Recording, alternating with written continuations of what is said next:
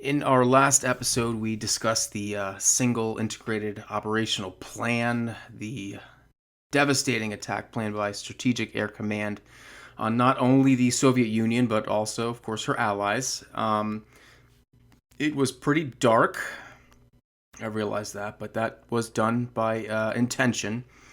I think there is a reluctance of people to want to even think about potential threats that could really, and I mean actually, destroy humanity, and do so without our control or say so as individuals. It sort of takes away maybe a sense of agency. It's a lot more palatable to think about climate change, which I guess that takes place over decades or centuries, or maybe a meteor, which you're looking at something that might be every I don't know 20, 30, 40, 50 million years, or beating ourselves up over all the innumerable social inequities that happen every day, and maybe you do have some sort of a say in that.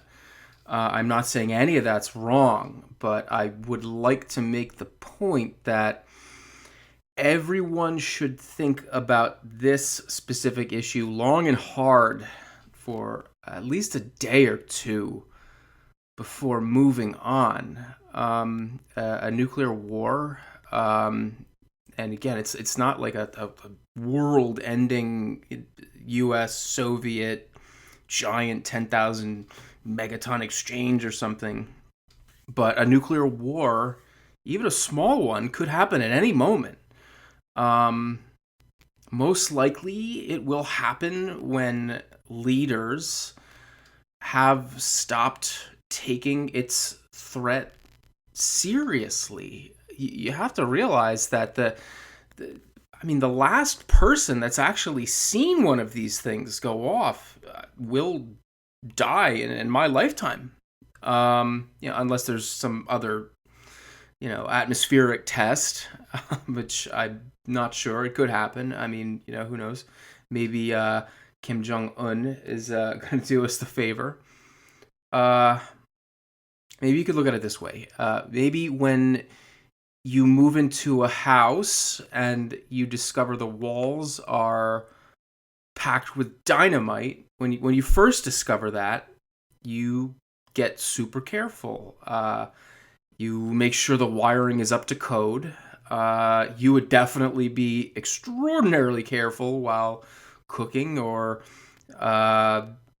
putting out candles. But what happens when you've lived in that house for 20, 30, or 40 years peacefully without incident?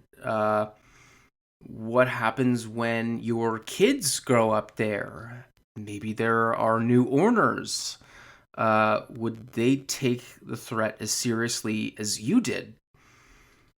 Even 70 or 80 years on, it still just takes one spark.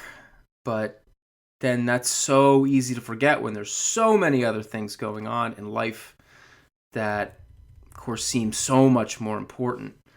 Um, Let me put it this way. When I was a kid, the Cold War was just coming to an end, and people still gave a lot of thought to the existential threat that these weapon systems posed. It wasn't anything like the 50s or 60s. I mean, I wasn't there for that, but, people still thought about it. Now, however, it's been largely forgotten, especially by anybody who wasn't alive at that time. But think about it this way: if the level of destruction that I've been describing, um, in that almost instantaneous period of time, was possible in 1960, what do you think could happen today? Can you name a single weapon system or even technology that hasn't improved dramatically since 1960? I mean, I'm not saying to dig a hole in your backyard and buy all the assault weapons in the store, but really, I mean, sooner or later, a generation of people who have lost interest in this issue will elect a generation of leaders that don't particularly care, and someone may miscalculate and mistakes will be made. And unless we continually practice extreme care, there will be an errant spark. I made the point before, but I would like to reiterate it. The people who designed this plan, the single integrated operational plan, were not sociopaths, although at times they certainly come off that way. These men, they had seen war, not just the horrors, but also the chaos and confusion of what it was like to launch an actual attack, or more importantly, what it was like to find oneself under attack. War is not a board game. It isn't chess, although many people sort of fancy it to be so. In reality, it's probably more like a poker game. Or, interestingly enough, Dwight Eisenhower was actually a master bridge player. Bridge is, I haven't played it myself, but it's a game where not only do you have to kind of guess what cards your opponent has, what his strategy is going to be, but also you have a partner, but you can't really communicate with your partner. So there's a lot of kind of planning and dealing with uncertainty that goes into playing that kind of a game. But I mean, chess, you can see every piece on the board, and that's just not something that exists in a warfare situation. You have to do a lot of guessing. You have to guess, not only what your enemy wants to do, but what kind of force they have at their command.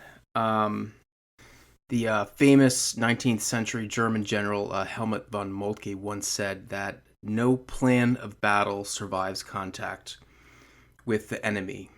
These guys, Curtis Lemay and Thomas Power are going to get a lot of flack for their willingness to demolish enemy civilians, but then, I mean, what if just one enemy warhead or bomb were to land on an American city? What if your desire for mercy cost you everyone living in a city like New York or Chicago or Los Angeles? Are you going to turn around and say, well, I wasn't entirely sure that missile base outside of Beijing was going to launch that warhead, or any other city?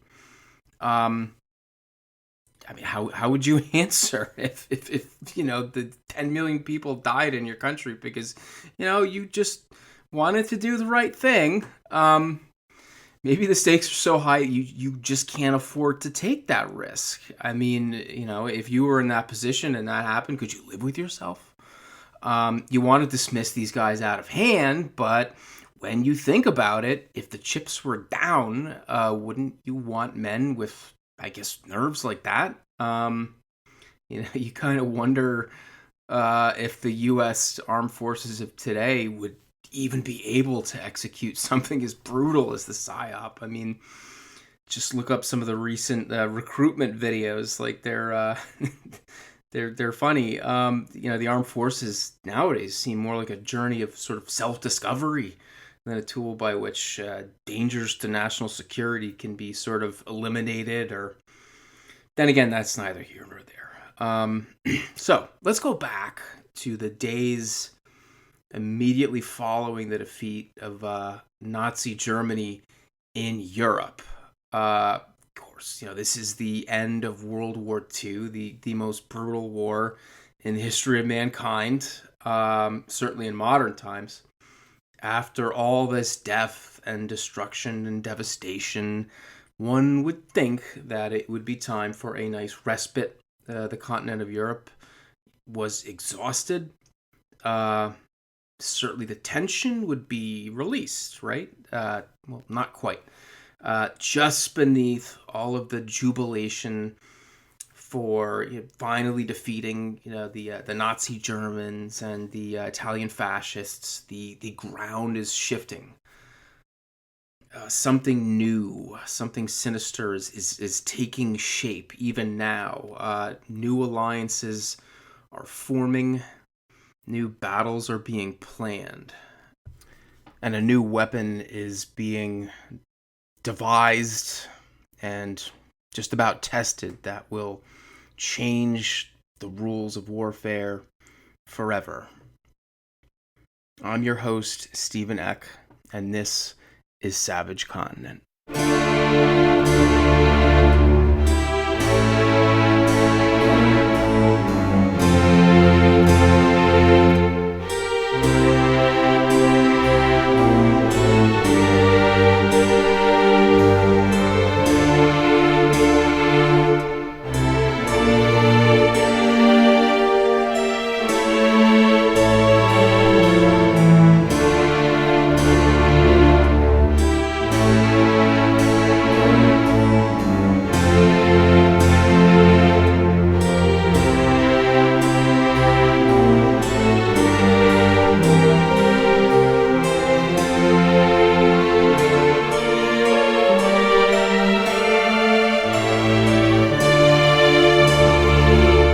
Europe in May 1945 was a devastated place.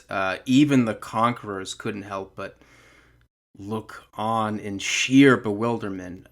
There is a great article from some of the first reporters to enter Germany in the aftermath of its defeat. This is a quote from an article of Life magazine from May 1945. Quote, "The collapse of the Nazi Empire is a fantastic show. Germany is a chaos. It is a country of crushed cities, of pomposities trampled on the ground, of frightened people, and also glad people, of horrors beyond imagination. Through the ruins of great cities move the motley crowds that Europe has seen since the Crusades. The greatest number are Germans. You can tell the Germans by their manner. They are stunned and tired and beaten and frightened. They start when spoken to. They smile timidly, ingratiatingly, and beg information most humbly. Even a German in the greatest of distress does not stride boldly up to any American to ask for help or directions. He plucks your sleeve softly. In the ruins of the Germans stand cooking their meals in an open hearth, improvised brick ovens, readying the food to take below to the innumerable caves and cellars that they have been living in so long. Many of them have no electric light or running water for a long, long time. They live like people will, perhaps, when ice returns over the earth, huddled together for warmth and comfort against loneliness, with someone outside the night guarding the hole that leads down to their caves. In those caves, life is exactly what you would imagine it to be, foul and pitiful, at least warm and safe against the bombs and terror outside. There are no cities left in Germany. Aachen, Cologne, Bonn, Koblenz, Würzburg, Frankfurt, Mainz, all gone in one sweeping reach of destruction, whose like has not been seen since the mighty Genghis Khan came from the east and wiped out whole nations all the way from China to Bulgaria." End quote. When you read about what Germany or even any country in Eastern Europe was like at the close of World War II, it looks like an example of sort of a national PTSD. I mean, everyone had been through an ordeal.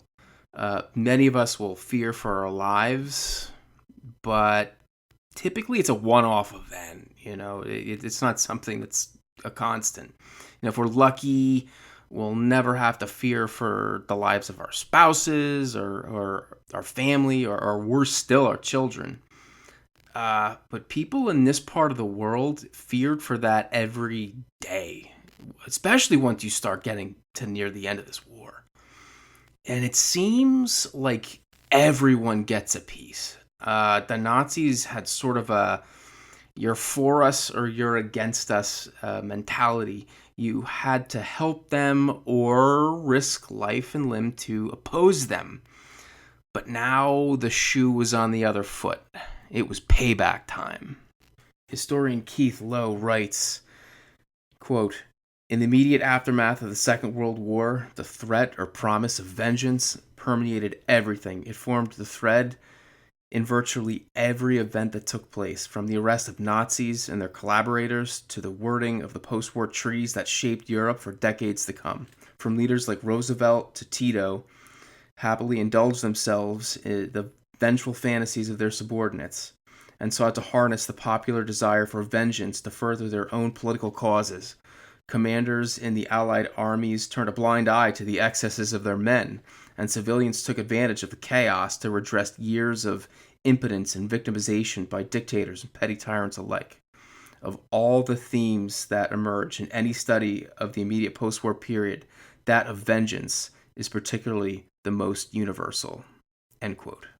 You're going to get lots of stories of American and British commanders forcing citizens of nearby towns to tour concentration camps or allowing German businesses to be looted. There were even numerous, not just numerous, but thousands of alleged sexual assaults perpetrated by U.S. and British troops during the war in Europe. But none of that can be downplayed. But when you compare that with what happened in the East, it pales in comparison.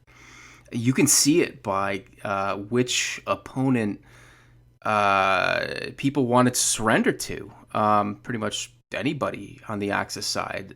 In the last weeks of the war in Europe, they're going to be characterized by a mass movement to the West.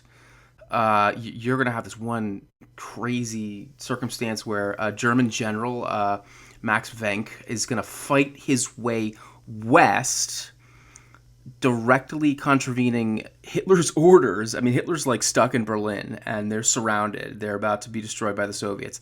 This guy is going to disobey Hitler. He's going to keep fighting, but he's going to fight to get through Soviet lines just to surrender to, I believe it was the British. I mean, think about that. At the end of the war, hundreds of thousands of Germans are going to die just trying to surrender to somebody that's not the Soviets. And an equal number, or maybe greater number, of Soviets are going to they're going to die only just trying to deny them that opportunity. But when you think of what Germany and her allies had done to the Soviet Union, I mean, you can certainly understand what all the bad blood is about.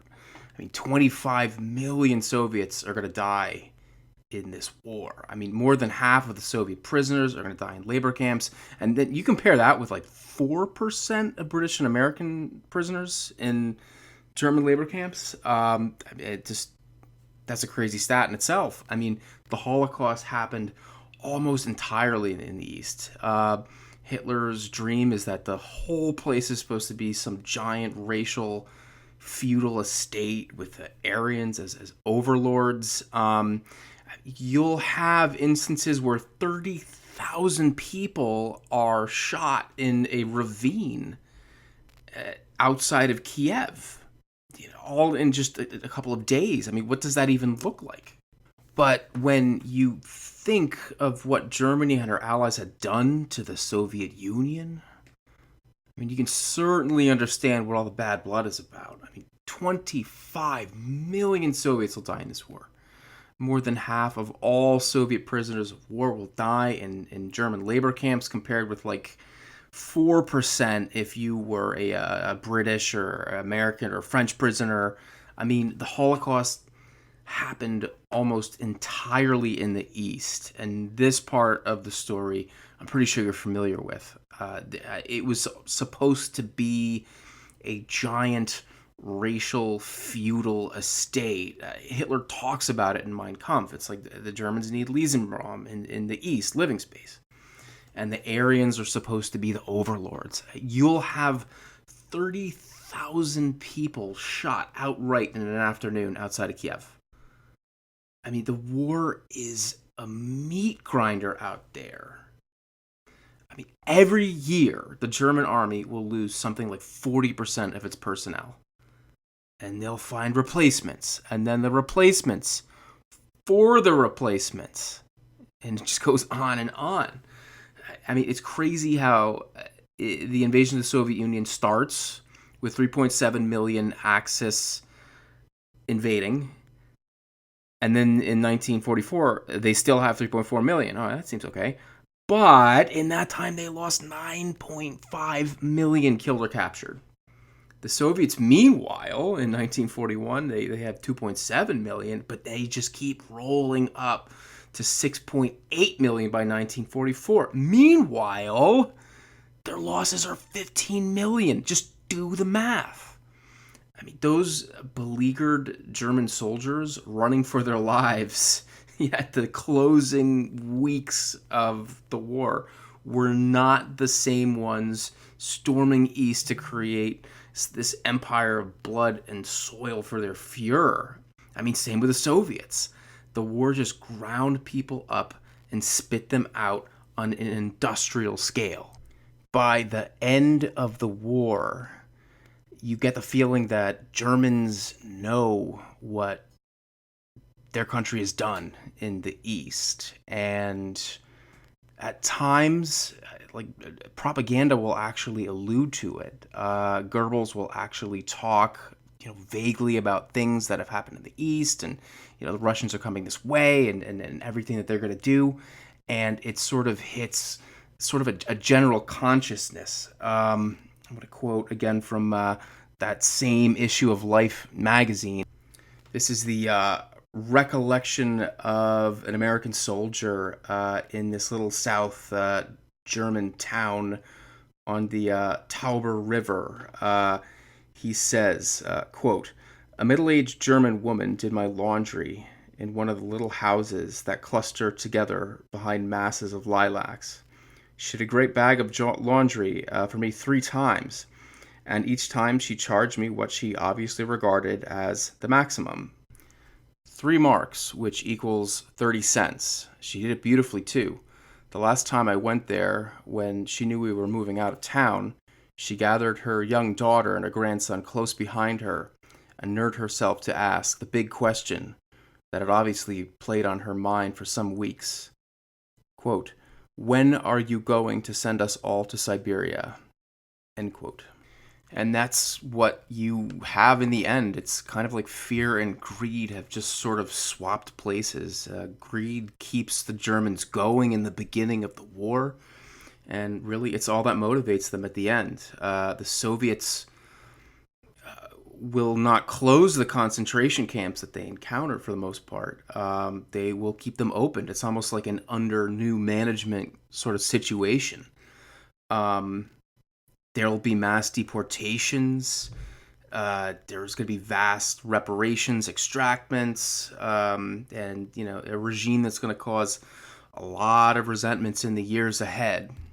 The Soviets, for their part, begin the war absolutely petrified of the Germans. I mean, at the beginning of the war, the Germans seem unstoppable. Even Stalin, at one point, fears all is lost, and he's toying with the idea of abandoning Moscow.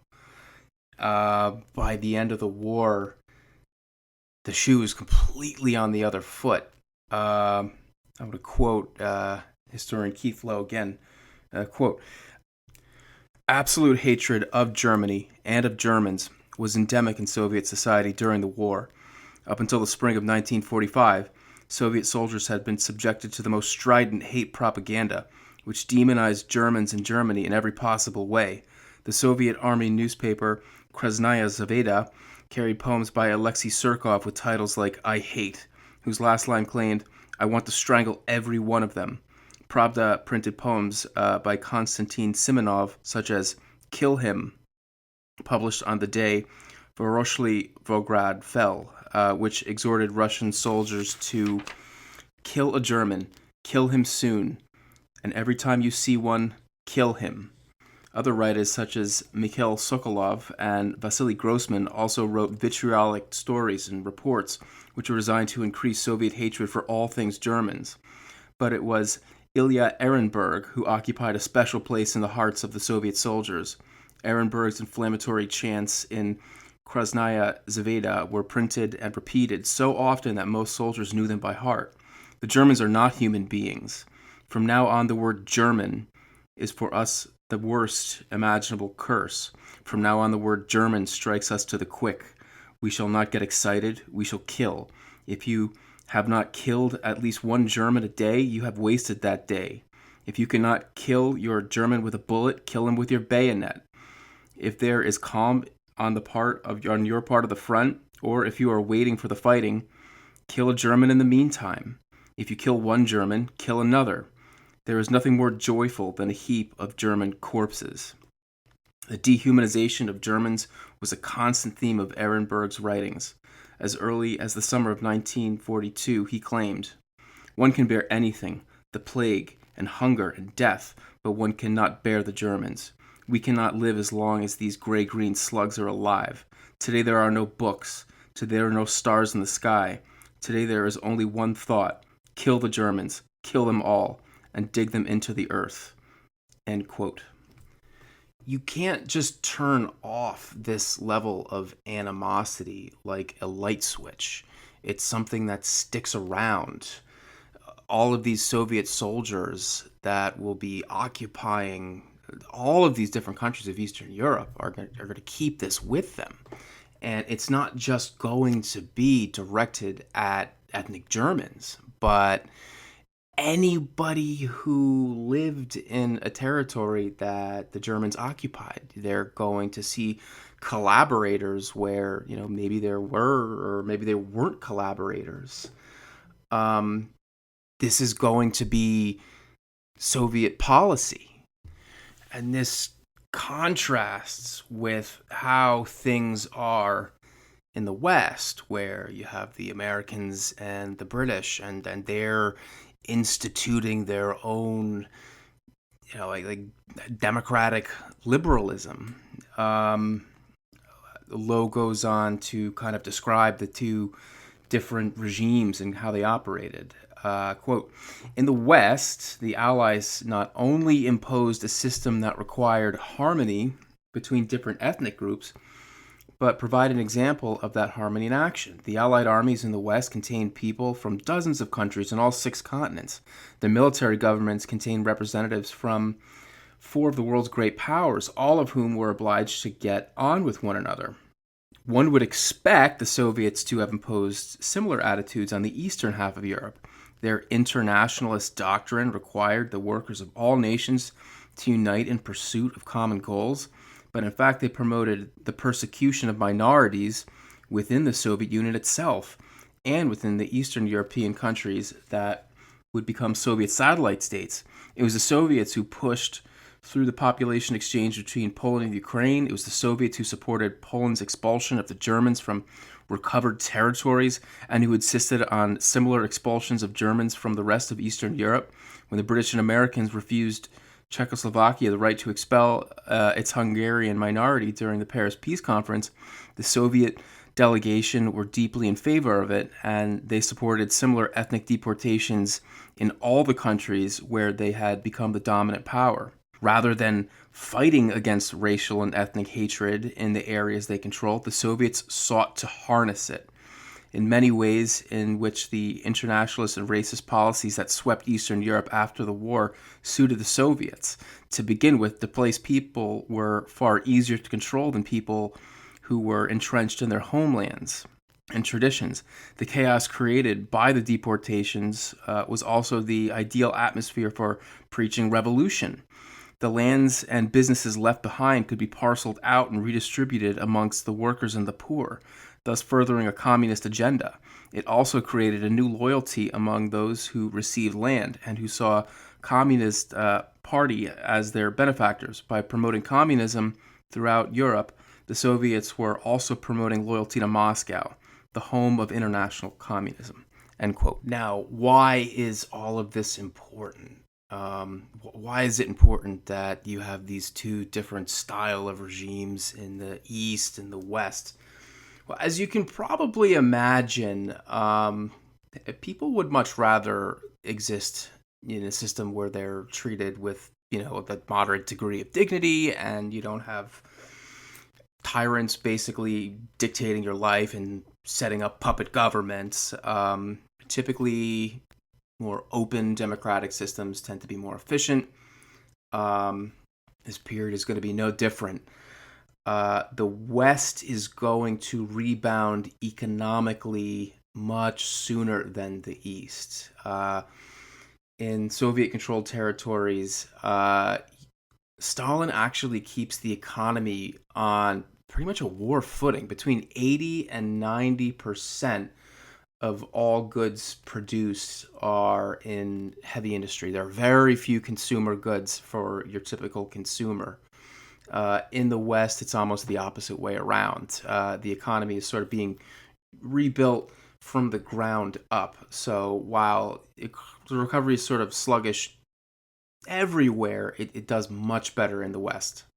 Now, Stalin is going to promise liberal reforms. He's going to promise free elections in pretty much all the territories that his troops dominate. But in reality, one by one, you're going to get these governments that are either directly installed by the Soviets or they're closely aligned with the Soviet Union. So free elections really never happen.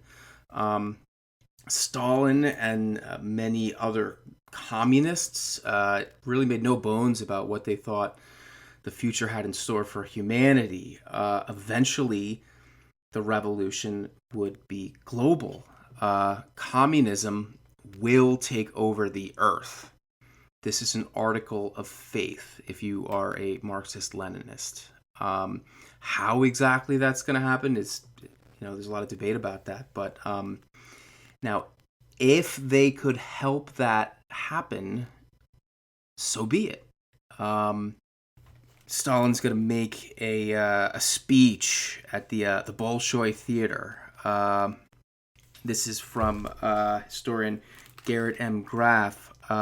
Stalin took the stage on a Friday, February 9th, 1946, to explain his view of the East versus West and the grand historic battle he saw between communism and capitalism. The two worldviews were simply incompatible, and Stalin made clear he foresaw war looming. As his foreign minister explained later, Stalin believed the First World War pulled one country out of capitalist slavery, the Second World War created a socialist system, and the third will put an end to imperialism once and for all. End quote. Now, if you are Stalin, you have to be, of course, happy. You did win the war, but you have to be a little bit disappointed with the way things ended. There is a story about how at Potsdam, that's the peace conference that basically, it's the settlement to the end of the war in Europe. He's asked by a U.S. ambassador if he's happy to be there, and Stalin kind of is supposed to have responded, Tsar Alexander made it to Paris. That, of course, is in reference to Tsar Alexander the First, who, having defeated Napoleon, actually moves all the way into France afterwards, completely defeating his enemy. Still, if you look at a map of Europe, if you're the Soviets, like every country in Western Europe had either flirted with socialism before the war or was flirting with it now. Germany, it is the heartland of. If you're a Marxist, that's where Karl Marx is from, right? Before the war, there was a very strong socialist movement. It was suppressed by the Nazis, but they'd be sure to reemerge if given the chance. Italy had a strong labor movement. France had flirted with it. Spain. If the Soviets actually helped Spain, Spanish communists fight a civil war against fascism.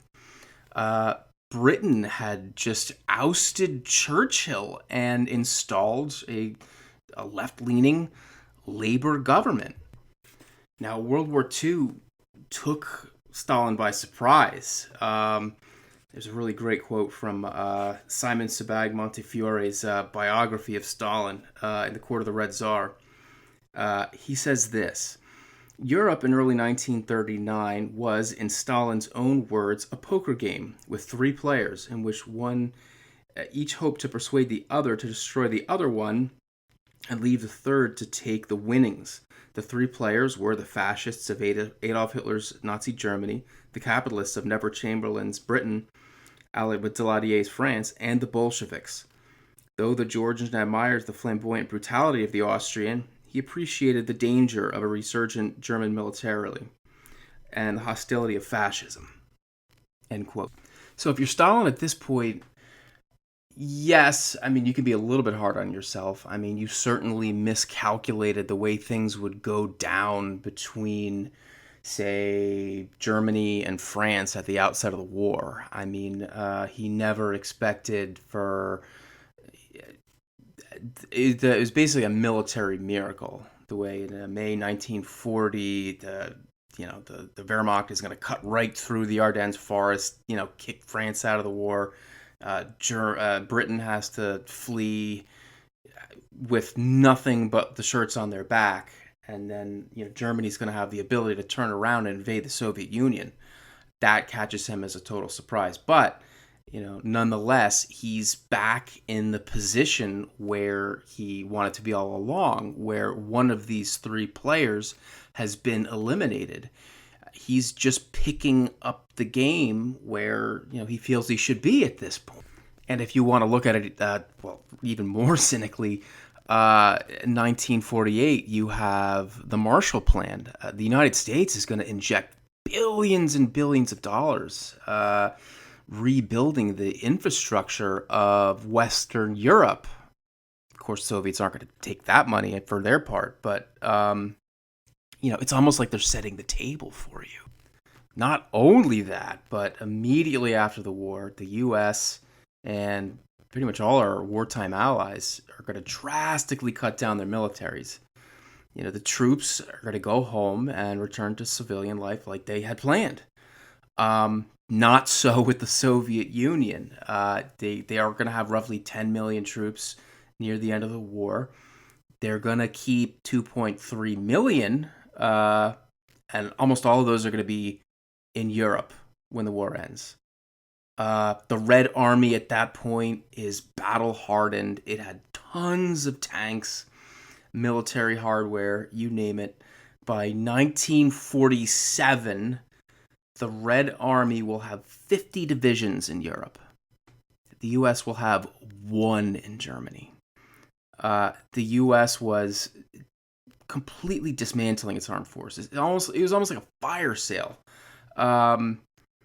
Overall, I mean, and this is U.S. commitments all over the world.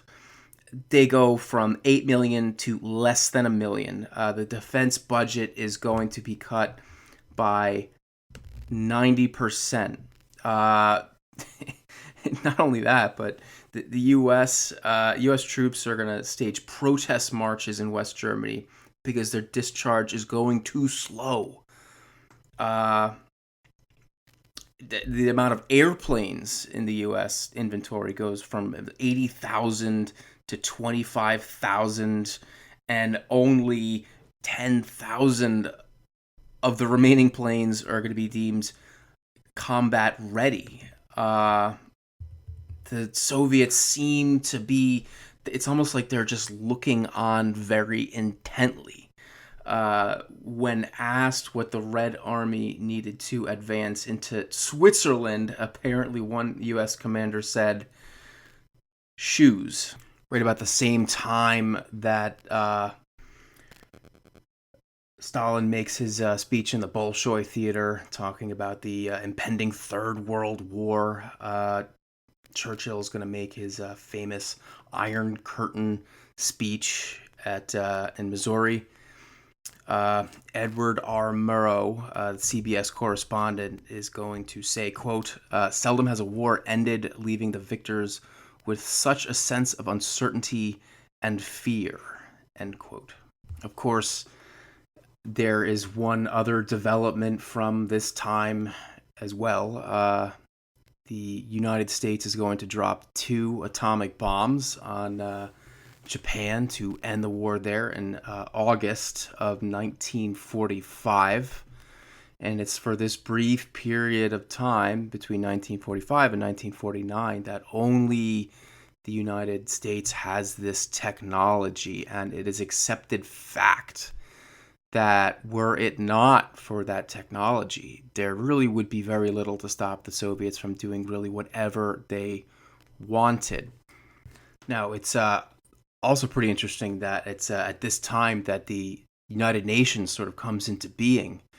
And there's a lot of debate early on about how this new technology should be handled, because a lot of people came to the conclusion that these are potentially could endanger all mankind, and perhaps you could take atomic weapons and leave them under international control, and that's something that the Soviets proposed very early on at the UN. But of course, if you are the United States, that's really not so easy to do, because that's sort of giving away what is going to be described as a royal straight flush when it comes to military technology.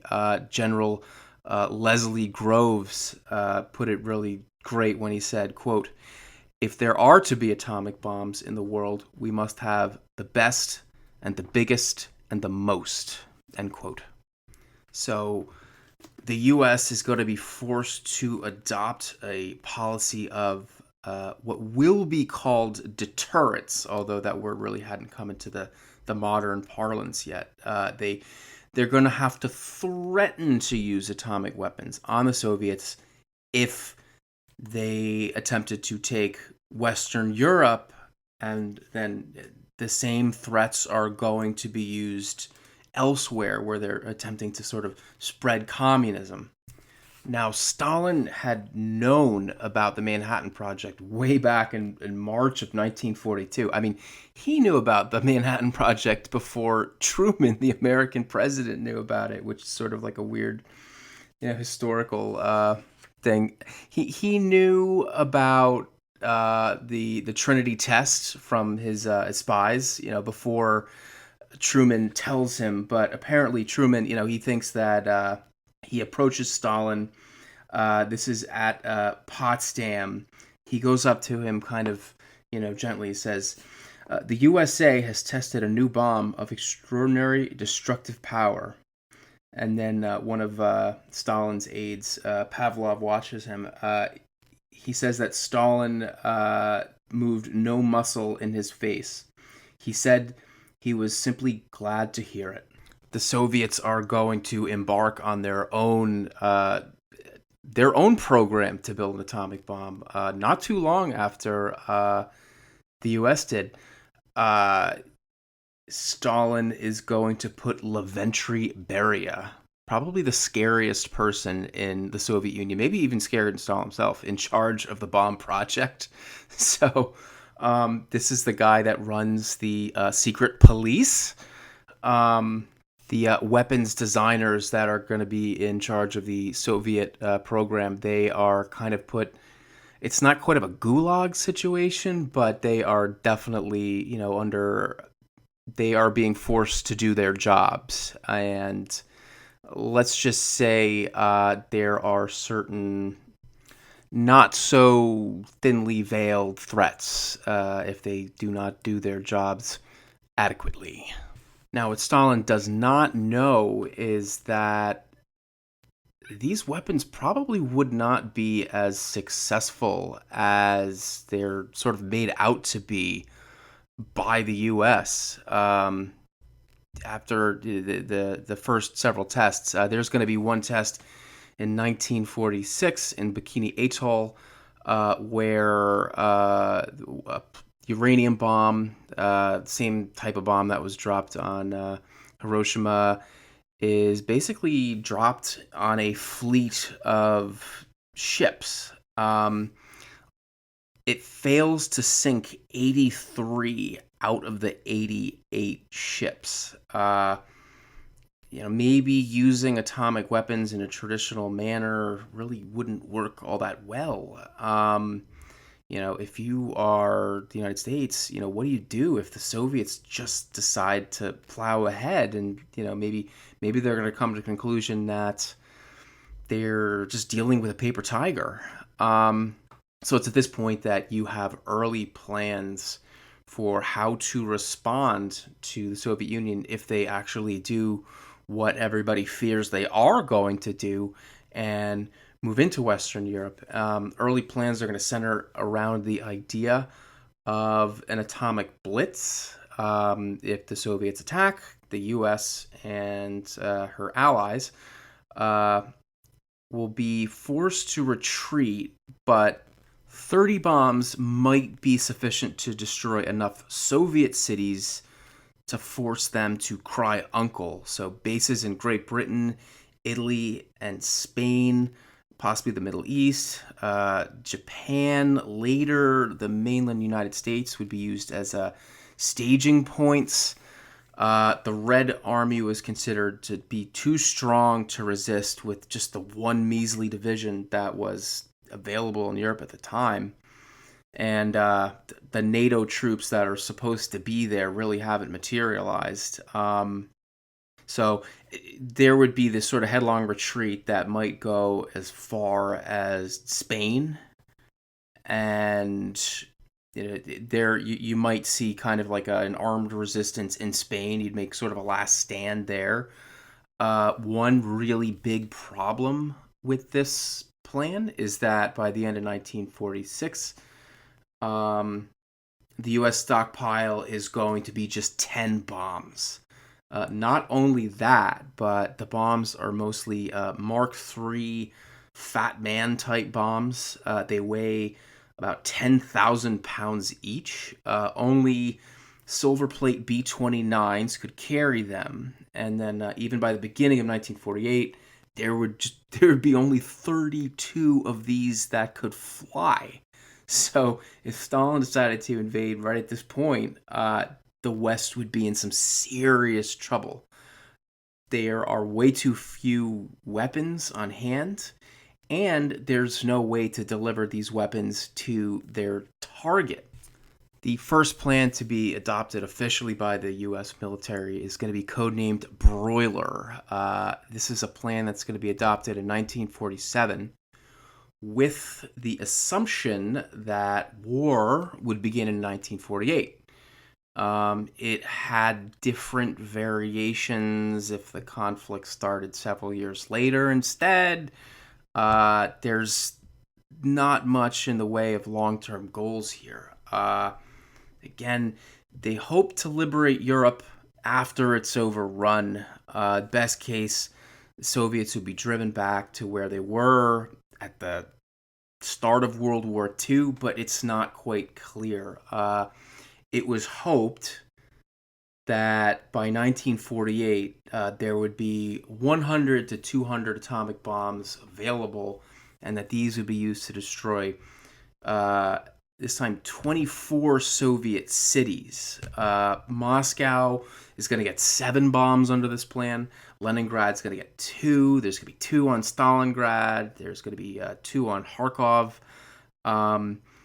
Hopefully this would make the Soviets sue for peace. But again, it's really not quite clear how this would work, because you just have to assume that society is going to be destroyed enough that they're just going to be willing to retreat from all the ground that they've gained on the European mainland. And of course, you assume that they haven't gotten a bomb of their own by this point. And it's during this period where, looking back at everything, if the Soviet Union were just to go on the offensive, I can't really see a way that NATO isn't even a thing yet. What would stop them? The military was just so enervated, and they just really didn't have plans that were really workable. That is going to begin to change. The United States Armed Forces is going to go through sort of an administrative restructuring in 1947. So the Army and the Navy are going to be placed within this single defense department, along with the Marines and a new independent Air Force. Before, the Air Force was sort of a part of the Army. Truman, he really struggles with the idea of the atomic bomb. He didn't trust his generals with it. Under his watch, as I mentioned before in the last episode, the weapons are going to be placed under a civilian lock and key type situation. This is the Atomic Energy Commission. Where the bombs are, how many they're going to be used. All of this is controlled by a civilian institution. Now, how many there are in the stockpile is an absolute top secret. I mean, even the Secretary of Defense does not know how many atomic bombs there are. Everything has to go directly through the president. And the bombs, from this point, you Google image search them, they look like something from like a Warner Brothers cartoon. You know how like you see like a stereotypical looking bomb? Like they look exactly like that. They're almost silly looking. And the early ones have like wires all around the side. It looks like something that some mad scientist sort of built in their garage. I mean, they don't look like something, that is capable of like the devastation that they are. They're so weird and complex that you have to. There's an armed forces special weapons project created to sort of, I guess, give tutorials about how to use them. And members of the special weapons project, they each wear a badge with, I kid you not, a white mushroom cloud and a red atomic symbol on it.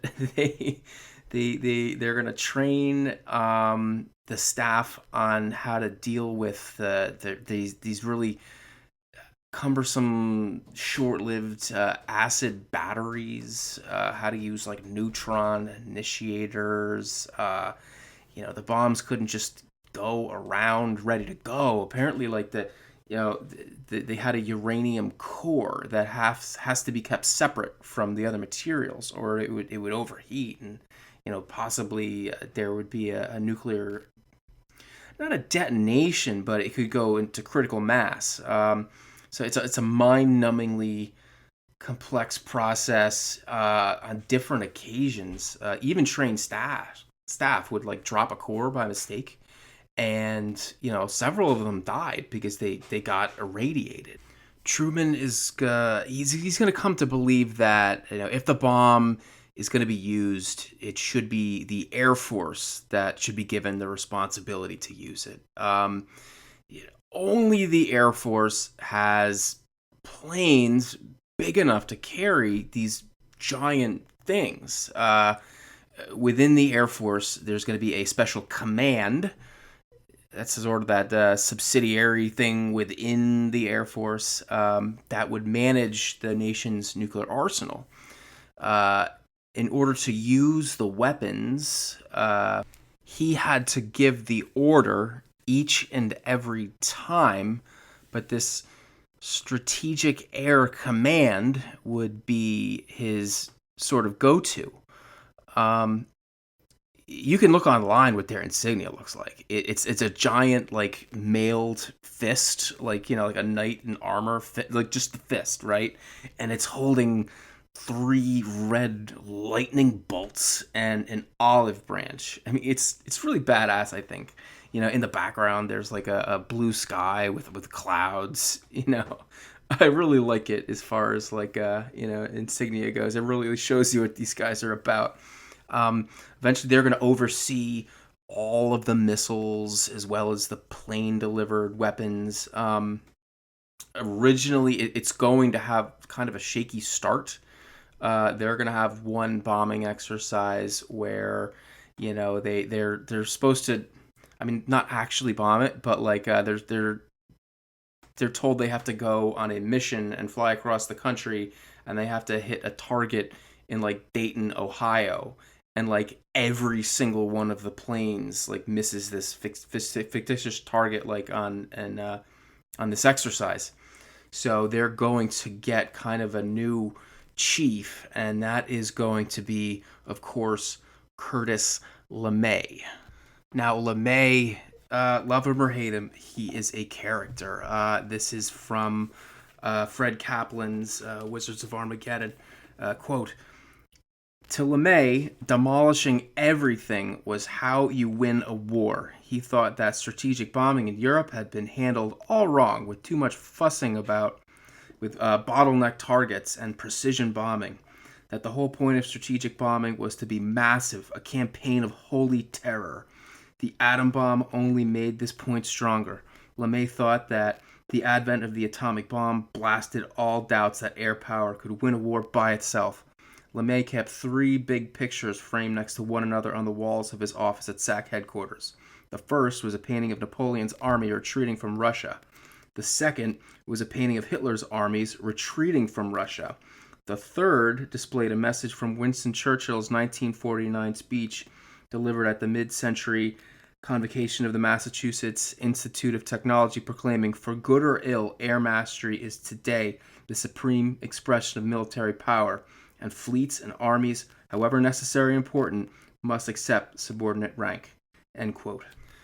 Lemay did not like the idea that a lot of people at Strategic Air Command had about attacking industrial complexes or military targets or anything like that. He strongly believed that atomic bombs were city killers. Your planes might not be able to find their targets, and you only have so many of these bombs.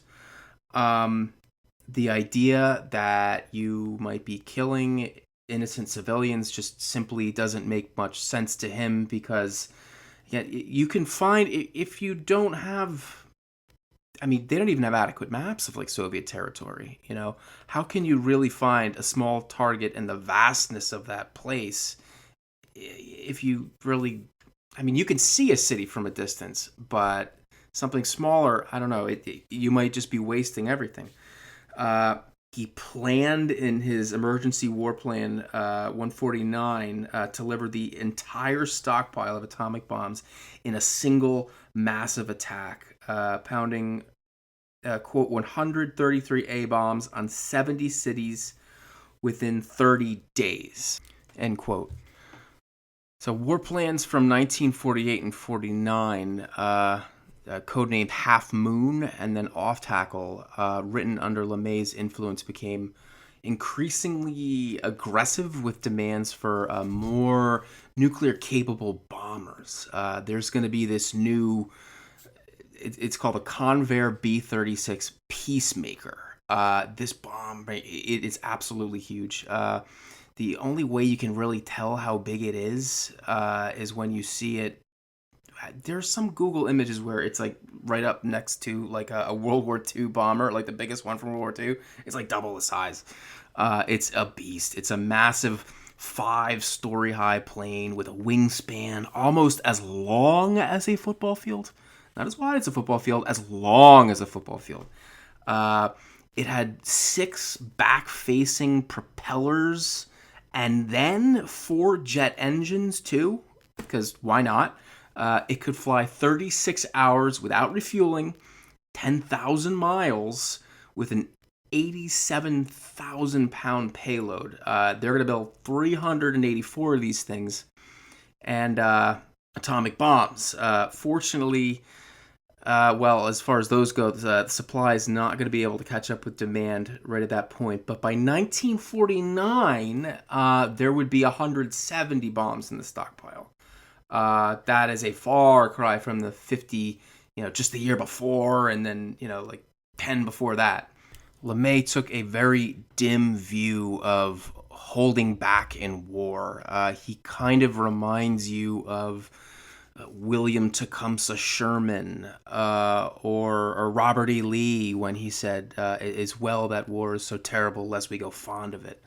Um, his crews were trained relentlessly, probably more difficult from any training in the military at that time. One officer said, quote, "Training in SAC was harder than war. It might have been a relief to go to war," end quote. Now, all of this would become, well, all too relevant during the geopolitical gamble that Stalin is going to take between June 1948 and then May 1949. So basically, Germany had been divided among the Allied powers following the end of World War II. The Soviets are going to control the East, but the capital, Berlin, is also in the East. And then Berlin itself is in turn subdivided amongst the different Allied powers. It's a pretty awkward situation since you have to travel through Soviet territory to get to the American, the British, or the French part of Berlin. So in June 1948, Stalin decided to basically test the resolve of the Allies and cut off access to West Berlin. So no food, no fuel, nothing. He kind of resented how the Europeans were responding to the aid from the Marshall Plan, and he wanted to show the Germans basically who's in charge. So I guess that's game over for Berlin. Well, not quite. Historian John Lewis Gaddis writes, Stalin's blockade backfired badly. The Western Allies improvised an airlift for the beleaguered city, thereby winning the empathic gratitude of the Berliners, the respect of most Germans, and global public relations triumph that made Stalin look both brutal and incompetent. Scoundrels, the old man noted defensively on a diplomatic dispatch reporting these developments. It's all lies. It's not a blockade, but a defensive measure. End quote. So Stalin, he's really going to get nothing that he wanted. There's going to be an official West German state now. And also there's going to be something called NATO, or the North Atlantic Treaty Organization. It's basically a big alliance system where if one of these states is attacked, all of the rest of them have to respond. So if you fight one, you fight the other. So there's no way, because of NATO, that the Soviet Union can, pick off one of these European countries and just say, no, we're not going to deal with the other ones. Everybody's kind of under this giant nuclear umbrella. Not good. So war could have been easily sparked then and there. So how the Americans, the British, and French would have fared in 1948, again, it's pretty uncertain. Nonetheless, Stalin's failure to shoot down any of the thousands of planes that were supplying the city every day can really only be attributed to his apprehension of the bomb. It's also claimed that Stalin at that point was threatened with bombs over his involvement in Iran. Stalin had to back down there too. He had Soviet troops who were in Iran at the time, and Truman's going to use the atomic bomb as a threat, although it's kind of difficult to verify that one.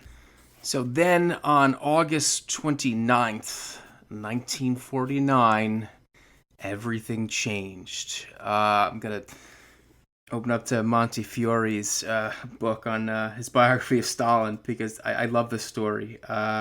So, as we had mentioned before, Lavrentiy Beria, the Stalin's secret police guy, he's in charge of the atomic bomb project.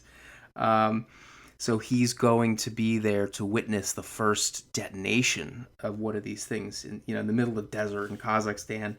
So, quote, at 6 p.m. they assembled in the command post 10 kilometers away with its control panel and telephones to Moscow, all behind an earthen wall to deflect the shockwave.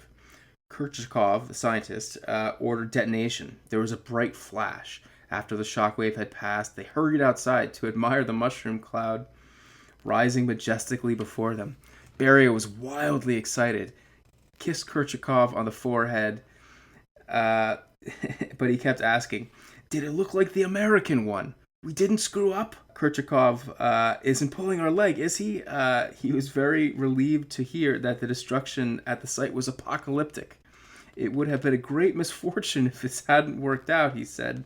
He hurried to the telephone to ring Stalin, to be the first to tell him. But when he rang, Stalin replied crushingly that he already knew, and hung up. Stalin had his own sources. Beria punched the general who had dared tell Stalin first, shouting, "You've put a spoke in my wheel. Traitor, I'll grind you to pulp." But he was hugely proud of the colossal achievement. 4 years later, after Hiroshima, Stalin had the bomb. End quote. So the United States and the Soviet Union are now in a race. Actually, they're in two races. You have one atomic weapons and the other conventional. The U.S. clearly led in the one, but the Soviets led in the other. Everyone knew that this delicate balance is not going to last forever. The next year, 1950, the world came closer still to a nuclear event. If there was ever a battlefield situation where a commander could justify the use of at least a small part of the atomic arsenal, it's going to be Korea. It is a war that it swung back and forth wildly. At one point, America and its UN allies are almost pushed off the peninsula completely. The solution came from a decisive, risky strategy on the part of the U.S. General Douglas MacArthur. One of the greatest surprise amphibious invasions of all time. He's going to land 80,000 U.S. troops on September 15th, 1950 at a place called Incheon, potentially cutting off all North Korean forces in the southern half of the country. So the beleaguered U.S. garrison, which was all the way in the south at Pusan, had almost been swept into the sea, just a month or two earlier. They were relieved. So the besiegers in this situation are now risk becoming the besieged. So by October 1950, the UN forces had nearly retaken the entirety of Korea. And then in this weird, almost, you have to feel sorry for MacArthur here. This, out of nowhere, on October the 15th, the communist Chinese army were just going to strike. Pretty soon the UN forces are on the ropes again. So China had only recently fallen to communism. They have this new leader, Mao Zedong, but people don't really know what to make of him. We know now that he was a super hardliner and that he even welcomed nuclear war with the West if it would help his cause. He called the atom bomb a, quote, paper tiger. And even though that if half the people on Earth died in the coming war, it would be a welcome development since it meant the imperialists would be crushed and world socialism would become a reality. He's quoted to have said, all political power comes from the barrel of a gun. His story is pretty amazing. If you look at a map of what the Chinese communists were down to in 1941, you'll know what I mean. They could not have done this without the Soviets. Their geographical base is going to be Manchuria, and that's the part that the Soviets had taken from Japan in 1945. Stalin and his successors did not trust the Chinese with the nukes. That type of conflict was not something that they really could handle in the 1950s. The U.S. didn't know it at the time, but in 1950, the Soviets will only have 5 devices and absolutely no really reliable way to put them on target. So MacArthur, in this whole thing, sees an opportunity to use this new weapon. It's like, why are we making these things? I mean, this is supposed to be the bedrock of our military strength. The U.S. at this point has about 300 of them, and now finally the number is like starting to like take off. The UN forces are in full retreat. They're abandoning Seoul, the capital of South Korea. 30,000 UN troops are nearly surrounded and annihilated near the Chosin Reservoir.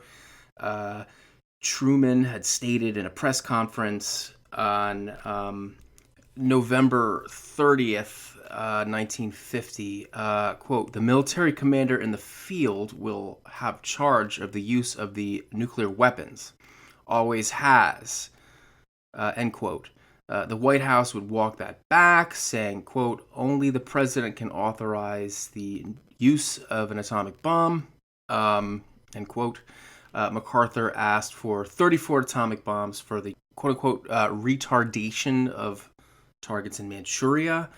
So in response, Truman is going to send 4 bombs, but deliver them to SAC. So the Air Force, not MacArthur. MacArthur is Army, of course. So on December 1st, 1950, MacArthur is asked by a reporter if the restrictions on operations against Chinese forces on the far side of the Yalu River were a, quote, handicap to effective military operations, end quote. He replied that they were indeed, quote, an enormous handicap, unprecedented in military history, end quote. Truman ordered MacArthur to refrain from making statements to the public. But then MacArthur just cannot avoid stepping in it.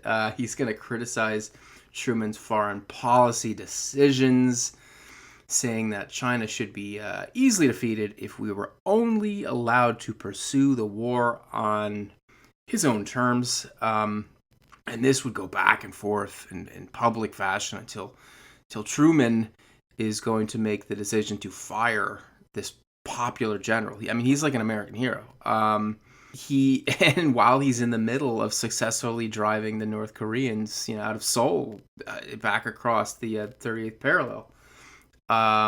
Politically, this is terrible for Truman. Looking back, most people think he did the right thing. It's very difficult to say where this conflict would have gone, once you kind of burst that sort of nuclear bubble. But anyway, in a 1954 interview MacArthur did with the New York Times, he said, quote, "Of all the campaigns of my life, 20 major ones to be exact, Korea was the one I felt most sure of. Was the one I was deprived of waging. I could have won the war in Korea in a maximum of 10 days. I would have dropped between 30 and 50 atomic bombs on his air bases and other depots strung across the neck of Manchuria. It was my plan, as our amphibious forces moved south, to spread behind us, from the Sea of Japan to the Yellow Sea, a belt of radioactive cobalt. It could have been spread from wagons, carts, trucks, and planes for at least 60 years. There could have been no land invasion of Korea from the north. The enemy could not have marched across that radiated belt," end quote. I read this quote from MacArthur, and I'm not sure what he really wants to do. He wants to create a giant irradiated belt on the Korean Peninsula. Okay. Yeah, I got to side with Truman on this one. Again, the bombs from this time period, they only have so many, and then, the cities would not really be like effective targets. You're fighting it's almost like a peasant army with the Chinese there. I just don't understand how we would have made it work, but nonetheless, you get the feeling from Truman that he doesn't know what to do with the whole nuclear question. His military experience is limited to this minor. Well, he had combat experience in the First World War. We know that. He tended to trust his generals, but was always kind of wary of them. The moral issues of this new weapon really dogged him. When J. Robert Oppenheimer expressed regrets about having built the bomb, saying, quote, "I feel like I have blood on my hands," end quote, Truman responded by offering his handkerchief, saying, quote, "Would you like something to wipe it with?" End quote. Later he would say, quote, "I don't want that effing cretin around me again. He didn't make the decision to drop the bomb. I did.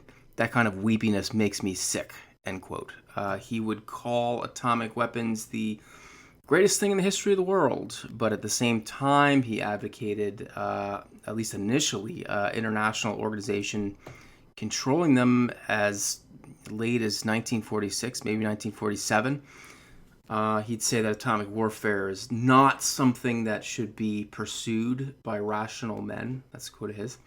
Of course, he wasn't alone in his moral quandary. In 1949, there's going to be this event known as the Revolt of the Admirals. You're going to have a number of Navy officials who publicly protested against the scrapping of a new aircraft carrier, the USS United States. Instead, the Air Force is going to get a new contract for the B-36 Peacemaker.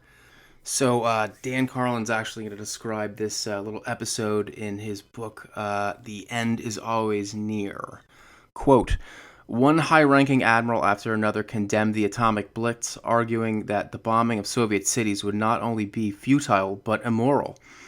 Admiral William Bull Halsey, a commander in the South Pacific during the war, and a man whose battle group got Lieutenant Colonel James Doolittle's planes close enough to Japan to bomb Tokyo in 1942, testified thus, 'I don't believe in mass killing of non-combatants.' Admiral Arthur W. Radford, commander of the Northern Carrier Group and eventually the vice chief of naval operations during the war, said a war of annihilation might bring a Pyrrhic victory, but would be politically and economically senseless." And Rear Admiral Ralph A. Ofsted, who had toured burned-out cities of Japan after the war, described the atomic blitz as the random mass slaughter of men, women, and children. The whole idea, he said, was ruthless and barbaric and contrary to American values. It's hard to know how much of the Navy's opposition was truly based on morality, or how much might have been an effort to defend the necessity and relevance of a branch of the military services in the face of those looming budget cuts. End quote.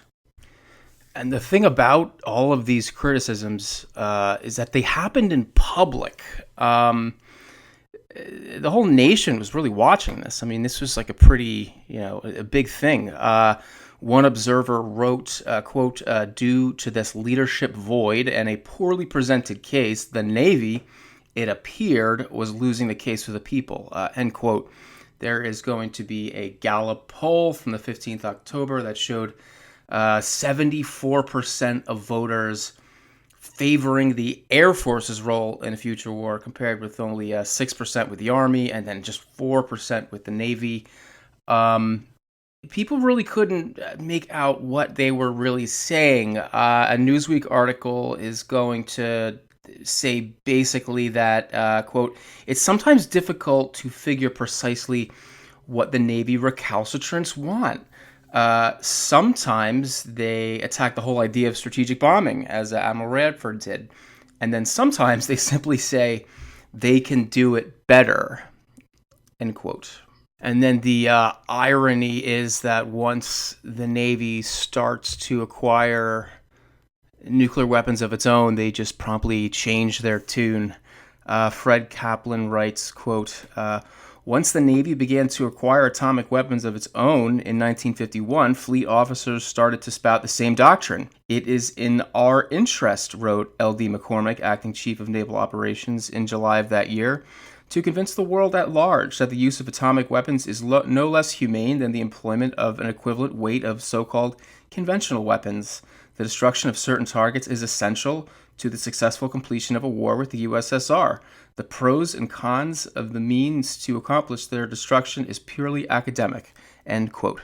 in time, there's going to be a military doctrine formulated known as the Nuclear Triad, where you're going to have bomber-based weapons, and then missile-based weapons, and then naval-based weapons. So basically, you have your ICBMs, and then you have your nuclear bombers and fighters, and then you have submarine-launched missiles. And the idea is that if an enemy were to knock out even two legs of this triad, the third one would still be around to deliver a crippling counterblow to an opponent. So back to Truman, probably the most important decision he is going to make during his term as president is going to be the decision to build what's going to be called the super, or the first thermonuclear bomb. Of course, this is going to be fraught with controversy. In the last episode, I talked a little bit about the different types of nuclear weapons. Basically, you have your fission bombs, and then your fusion bombs. So you'll have, your original uranium or plutonium, and then you have these other bombs, which they have the two components where, you're going to have like the original fission bomb, but then you're going to have these hydrogen isotopes, which, once they fuse, they're going to form, the detonation is going to be much, much, much larger, exponentially larger. And it's interesting how a lot of the scientists, actually most of the scientists that were behind the original Manhattan Project, are going to come out against this plan to build this much, much, much larger type of weapon, saying that basically it's not necessary. We already have weapons that are immensely powerful. You create this new thing. I mean, maybe you're opening the door to a weapon system that is a threat to life on Earth. This is from atomicheritage.org. Quote, some, including Edward Teller, E.O. Lawrence, and Luis Alvarez, believe that building the hydrogen bomb was the best way to counter the new Soviet threat and reclaim the advantage in the nuclear arms race. But others, including Robert Oppenheimer, James B. Conant, David E. Lilienthal, believed that the hydrogen bomb was a weapon of mass genocide, even more so than the atomic bomb, and its development would ultimately threaten the future of the human race. The debate over whether or not to build the super would be played out in the last months of 1949, and Truman's decision in January 1950 would drastically alter the course of the Cold War. End quote. And this particular decision tells us a lot about Truman's thought process. At some point, there's going to be a meeting, and he asked, can the Russians build one? And then when the answer comes back, yes, he's going to respond, well, then the matter is settled. And this project to build the super is just absolutely immense. I'm going to quote Garrett Graff's book Raven Rock. Quote, the crash program for building the super dwarfed even the Manhattan Project. The AEC nearly tripled in size, growing from a handful of sites and 55,000 employees to 142,000 employees and spread across more than a score of sites. It would devour nearly 7% of the nation's entire electrical output, and according to historian Richard Rhodes, exceed the capital investment of the combined market capitalization of Bethlehem Steel, U.S. Steel, Alcoa, DuPont, Goodyear, and General Motors. Albert Einstein, though, summed up the AEC's new project more succinctly than any statistics from the sidelines. As Lilienthal's AEC embarked on building, Campbell Einstein told a television interviewer, quote, general annihilation beckons, end quote. And this from atomicheritage.org, quote, 2.5 years later, on November 1st, 1952, the United States tested its first ever thermonuclear device on Eniwetok Atoll in the South Pacific. The Mike shot, as it was known, yielded 10 megatons of TNT and was roughly 1,000 times larger than the bomb dropped on Hiroshima 7 years earlier. Less than a year later, the Soviets exploded their first thermonuclear weapon. By 1953, the nuclear arms race was on, end quote. And that term, race, it really becomes applicable at this time. I mean, technology is moving so fast that it makes your head spin when you think about it. Thinking about all of human history, all of warfare going back to the beginning, things happen typically at a very glacial pace. And then even after this time, I mean, think about it this way, like typically military hardware today is going to have a much longer lifespan. Take something like the F-16 fighter jet. It's introduced in 1978. It's still active. A Minuteman III intercontinental ballistic missile built in 1970. It's still waiting, patiently in its silo.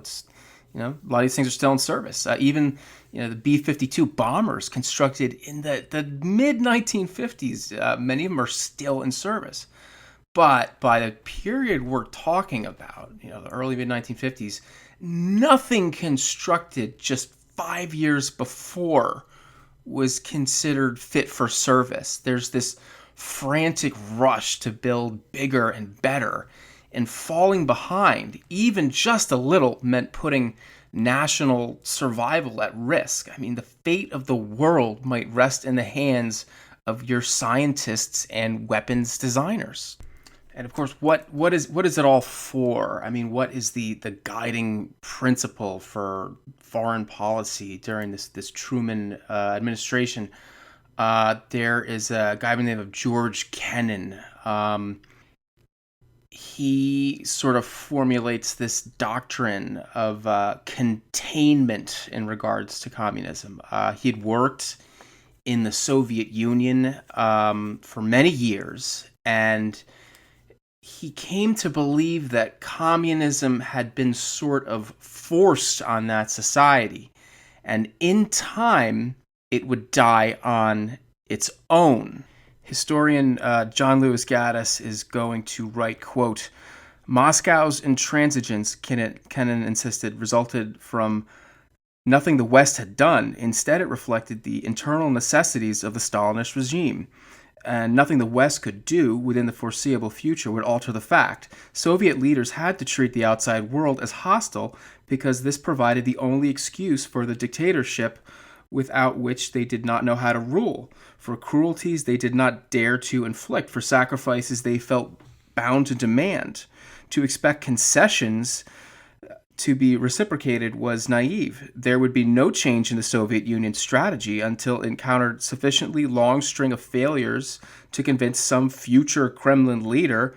Kennan held out little hope that Stalin would ever see this, that this nation's behavior was not advancing its interests. War would not be necessary to produce this result. What would be needed, as Kennan put it in a published version of his argument the following year, was a long-term, patient but firm and vigilant containment of Russian expansive tendencies, end quote. So Truman is trying to draw a line in the sand, I guess you could say. There's going to be something called the Truman Doctrine. It's a policy of defending democracies around the world from the spread of communism. And this idea is going to be taken up by our next president, Dwight Eisenhower. Looking back, Truman's success had been mixed. I mean, the Soviets had been held at bay in Europe, of course, but then, look what happens in Korea and then China. That did not work out. So when Truman finally left office in 1952, he was not popular. He could have run again, but that just simply was not workable at the time. You have the Korean War, which is still going. You have the loss of China. There's a ballooning budget deficit, and they all just dogged him. Dwight Eisenhower, in contrast, seemed a very logical choice as replacement. He was a lifelong military man, almost. I mean, going all the way back. He's the overall commander of U.S. forces in Europe during World War II. I mean, he's the guy in charge of D-Day. He's the commander of NATO in Europe. Politically, he's a moderate. He could have easily run as a Democrat if he wanted to. unlike Truman, he knew what he wanted to do in the area of nuclear weapons development. It would be under Eisenhower's term that the Cold War would really kick into gear and the arms race would go into overdrive. Eisenhower is going to take a much more aggressive stance against communism, and he will be unafraid to walk right up to the edge of an overall nuclear war, but not quite go over. In our next episode, we will watch as both the U.S. and our Soviet opponents grow more intransigent towards each other. Stalin will die, and a new, some would say erratic, possibly dangerous leader with a penchant for risk-taking takes over in the Kremlin. The next decade will provide some of the most dangerous moments in the history of the world. All that and more next time on Savage Continent.